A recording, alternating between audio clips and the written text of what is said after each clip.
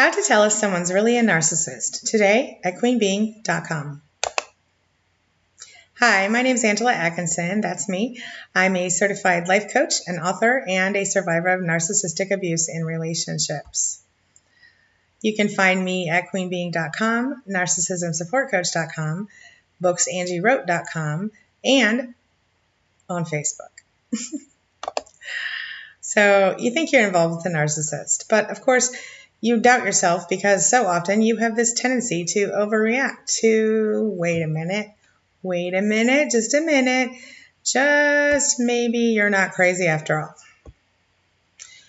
Let me ask you a question. Does someone in your life over-criticize you on a regular basis? Do they make you feel like you're less than or not good enough very often? Do they make you feel like your feelings don't matter and put their feelings before yours? Is there someone in your life who makes choices without regard to your needs or your comfort? Is there someone who makes you question your sanity by talking in circles all the time and even twisting your words? Does someone make you feel like you aren't really as real as other people and like in your opinion you're not valued? Well, you just might be surprised to learn that you might be dealing with a narcissist. That's right, a narcissist. Now, you can always see the scars of a victim. You can't always see the scars of a victim of narcissism because just like the psychological and emotional injuries that are a result of being in a toxic relationship with a narcissist, you really can't tell if that person is stuck in the narcissistic relationship unless you happen to be a personal witness to the behavior of the narcissist. And a lot of times people don't see that unless they're actually living with that person. Now, narcissism and narcissistic personality disorder have a lot of negative effects for both the person affected by it and their victim. So narcissism wreaks havoc on the life of anyone who has been affected by it. So it turns friends and family members into sources of narcissistic supply. It causes the affected person to have an emotional vampire kind of effect on people who are close to them. Let me just pause for a moment here and tell you that if you've ever watched the HBO show True Blood, you'll know what I mean by vampire in this respect. What I mean is you can sort of see yourself, the victim, the person who's the victim as the fairy, and the person who is the narcissist, the aggressor, could sort of be like the vampire in that show if you kind of think about it. In order to walk in the sunlight, the vampires of that show needed to have a fairy to eat.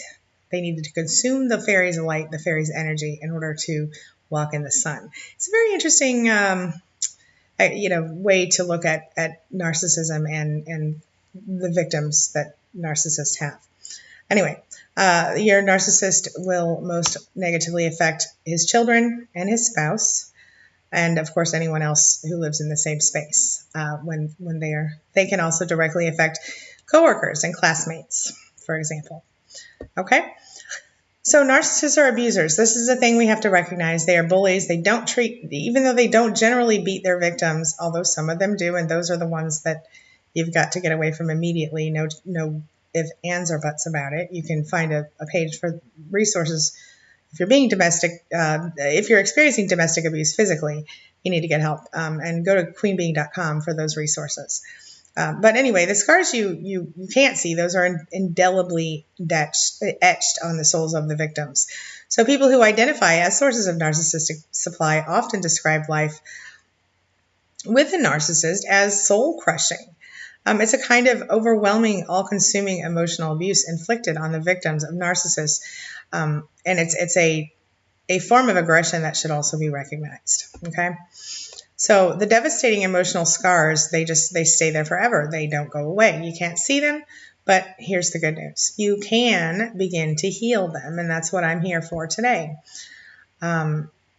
So what you need to realize is that most people don't have any idea how much you have suffered as someone who's been experiencing narcissistic abuse, who has been functioning as a narcissistic supply.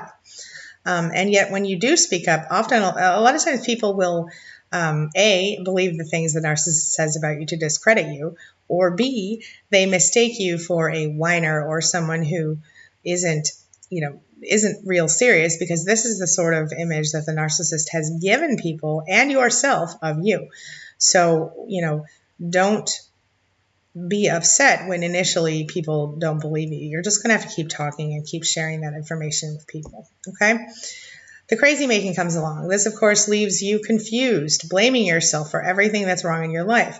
But again, the good news is that you're not crazy. It's a technique that most narcissists get involved with. It's called gaslighting. Even though the narcissists are likely to subconsciously do the gaslighting thing, it is, it's something that is literally designed to make you crazy. And it's so textbook, it's outrageous, but it's so common. And it is one of the leading reasons that we come away from these relationships with PTSD. So, like I said, one of my books is called Love is a Drug, and there's a reason, because your love literally is like a drug to a narcissist, and vice versa. So you have to learn to shut down those narcissistic behaviors. You have to learn to detoxify your relationships. You have to figure out what it is that you believe, and what you believe because you were told to believe it. You feel me? And then you have to redefine your relationship and yourself. So what you need to do is you need to start living your life today. And it all comes together, okay? So you can start with this at queenbeing.com, where there are tons of free tools. And those who do sign up for the free mailing list are treated to the VIP experience at Queen Being. You get full access to the site's features. There are tons and tons and tons of freebies, resources, anything you can imagine, it's there, okay? The Queen Being way, I do write primarily for women, but I do have several clients who are also men, because there are not only male narcissists. And then again, some of my clients are suffering from post-traumatic stress syndrome due to mothers and fathers who were narcissists. So it could be your spouse, it could be your mother, your father, even your child, your grandparent, your neighbor, friend, anyone, boss, anyone could be a narcissist, and you could be negatively affected by any narcissist in your life. So whether there's someone you live with or someone you don't, you need to take care of yourself. Okay. So anyway, if all of this sounds like something you can dig, visit queenbeing.com and sign up for the free newsletter and the site membership. You will find lots of free goodies available for download there, along with tons of stuff you will wish you had known all along.